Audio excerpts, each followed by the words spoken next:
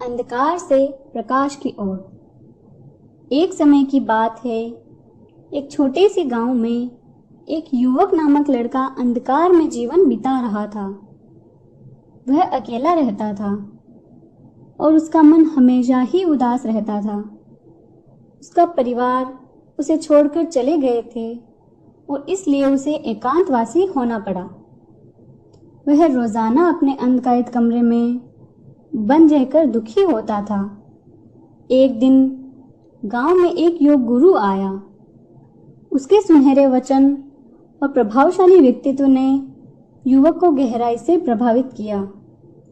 उसने योग गुरु से पूछा, स्वामी जी, मेरे जीवन में अंधकार है, मुझे जीने की कोई प्रेरणा नहीं है, कृपया मेरी मदद कीजिए।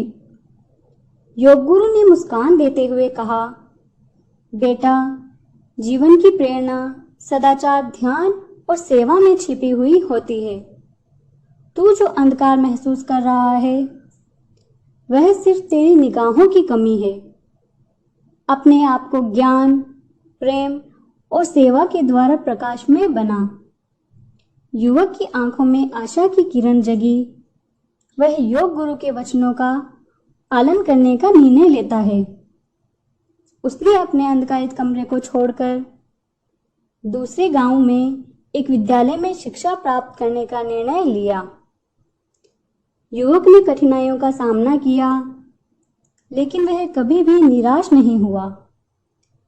उसकी निश्चल भावना उसे सफलता की ओर ले गई। धीरे धीरे वह उत्कृष्टता की ओर बढ़ता गया।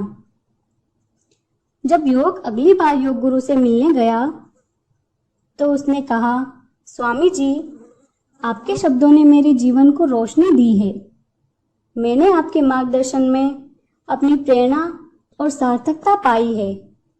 योग गुरु ने प्रसन्नता से कहा, बेटा, जीवन कभी कभी कठिन चुनौतियों का सामना करता है, लेकिन जो मन मजबूत हो वही सच्चे संघर्ष को पार करता है।